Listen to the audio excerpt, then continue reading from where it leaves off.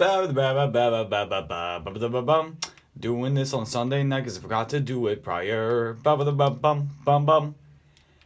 Hello, this is my presentation on the Articles of Confederation, being done in a dark, dreary room because I have no light to go back to after this. Let's begin, shall we?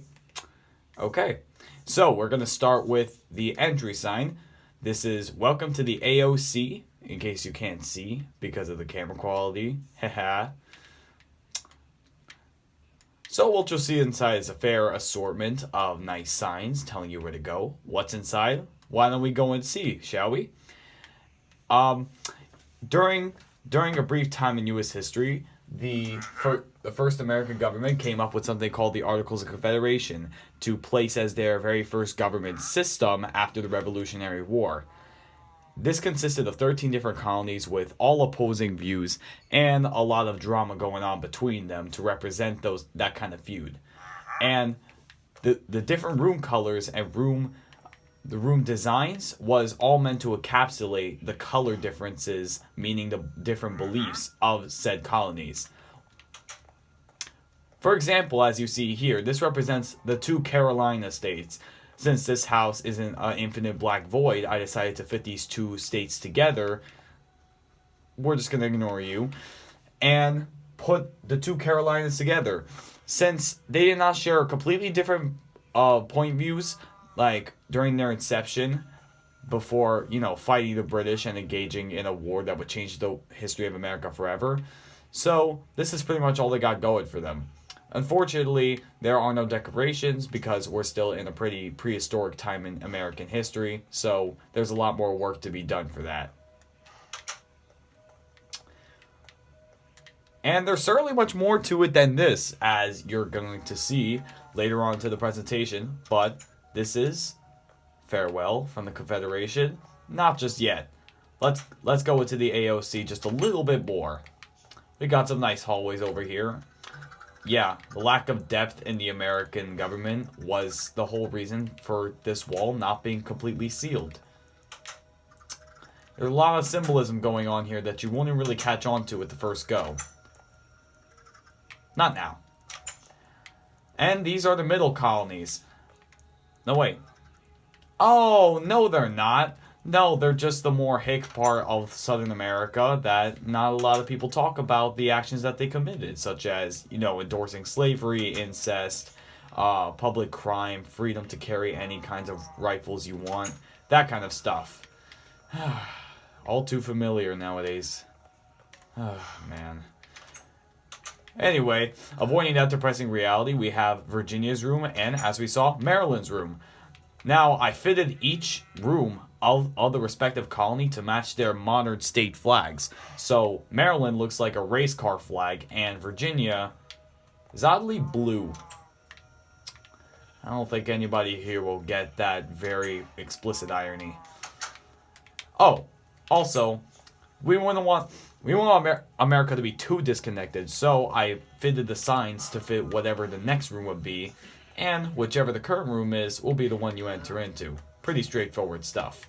This, we're going to come back to. A lot of foreshadowed elements, aren't there? Wait a minute. What's that noise? Wonder what that is. Just the animals. Well, I wonder what that could mean. Whoa! Oh my god, what the heck? We got diseased cows to represent smallpox, pigs, regular cows, and different colored sheep all hanging in one crowded room where all of America forgot them and they're just trying to escape. Oh boy, this is a conundrum to say the least. Well, yes, unfortunately none of you are going to escape, and we're going to shut the door in your face just as, we've done before. Sorry, Mr. Pig. And this is George's room. Oddly red, too. Yeah. I'm not saying that the colors of the state's flags really represented their ideals, but, you could only get it so historically accurate, you know what I'm saying? Now, as we enter the second floor, we'll enter the middle colonies. Since America is basically a three-pronged a three-pronged like place in the world, meaning like they had three different groups of colonies. I kind of use that as a design mentality to illustrate the different wills of the colonies. You know, you can only really say variations of colonies so much. What we have here is Pennsylvania's room. Pretty dark and dreary, to be honest. I really should have done this during the daytime, but well, you gotta do what you gotta do. You know, your memory's only so good, right? This is one of my favorite rooms in the house, not only because we're representing some home territory over here, but also because I combine New York and New Jersey's similar flag schemes with the same elements, but with different flag exteriors, basically encapsulated into this. New Jersey's outer state flag is yellow, and New York's is pale blue. Probably the other way around, but who knows.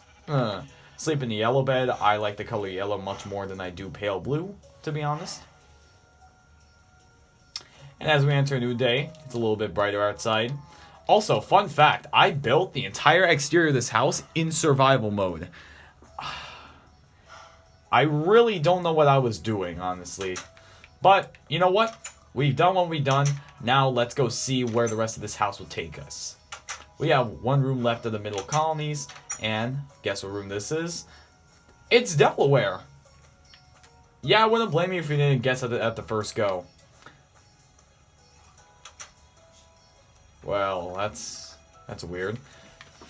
But yeah, also the floors here represent a checkered path, sort of alluding to the fact that the middle colonies were sort of a combination of the high class state of the New Hampshire colonies, and also the lowbrow traditions of the southern colonies, combining the richness with the inflammatory ideals that they shared.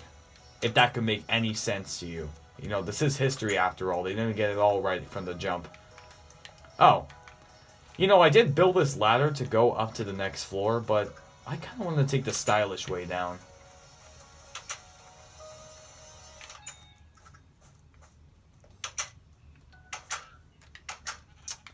And let me know how the house is looking so far. This was kind of an experimental thing I've been doing for a couple of days.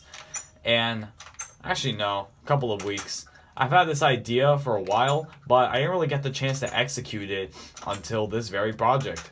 So I don't really know if I should be thanking the person who assigned this to me.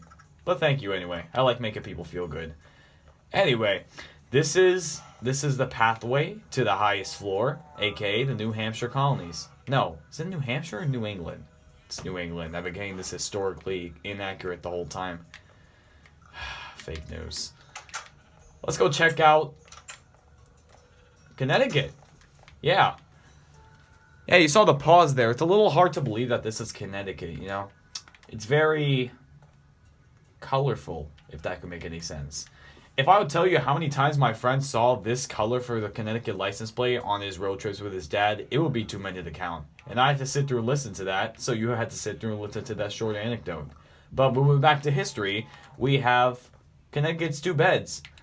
Also, for the higher end floors, I made the carpets purely white, and I also, you know, outfitted the rooms to represent 2 colors of the respective New England flags, because it gave off a little bit more of a pompous vibe, and really just illustrated that there was no sense of balance in the colony's structure at all. Now here we have Rhode Island.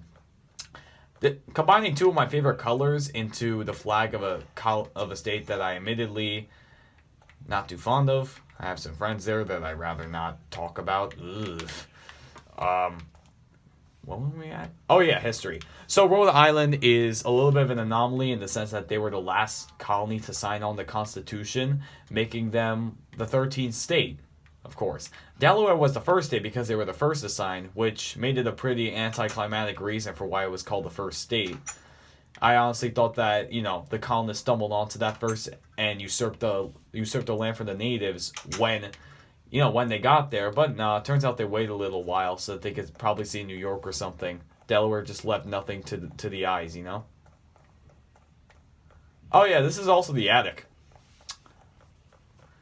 there wasn't really much that you could do in an attic of a less developed country, so maybe down the road we'll be able to craft some things over there to really just show how far the US has came. Or not. In my honest opinion, like, we don't live in rooms that just have these many different colors because we didn't hire enough workers to do that. So that's why we're forcing new workers into the world with some of our new laws and policies. And if you don't like that, oh look, the carpet's white. Wow. Yeah, this is Massachusetts' room. Why did I pick blue and white to represent Massachusetts? Same for all the other states. I like the flag. But moving a little bit more quickly, we're going to go to New Hampshire's room, one of my favorites in the house, and also the last of the New England colonies, as you can see by the carpet decor. Also on the first floor, in the entrances to and away from the house, I made it a white carpet floor as well, despite having this other colony's carpet color be black. That is simply because I thought the aesthetic fitted that more and gave off more of a neutral vibe. The Carolinas just kind of balancing each other out to create a state that, you know, kind of just bent its will to the lack of decision that it had. I'm gonna be real, I can't find the exit, and I'm just kind of stalling for time. Where the heck is it? Come on! Oh, there it is. Okay. Get. Yay! Okay. There are two more things that were left as a part of the house that I did not show you. And we're gonna get to that right now. You know, honestly, if I was a master at iMovie, I would edit this all out, but this actually just gives me an excuse to be proud of what's going on over here.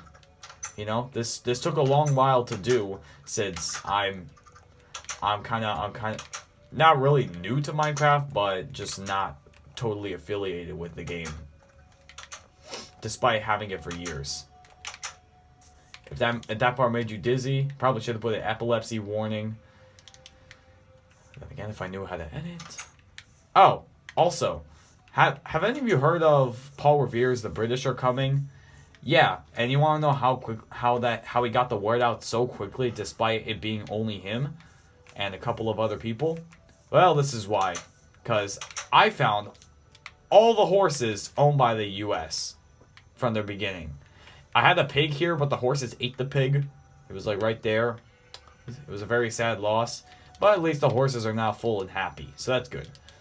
Not really too much to show, aside from the fact that I got on these guys once, and I didn't know how to get off until I looked up a tutorial, so this one likes me a lot now. Fortunately, I'm very indifferent to all of them because one time a horse pooped on me. That wasn't related to U.S. history at all. I just kind of wanted to get that bit of trauma out of the way before entering the next part of our house, next and last, which is the British. You know, people like to view them as some very, like, skeevy supervillains that are waiting for their next attack. But honestly...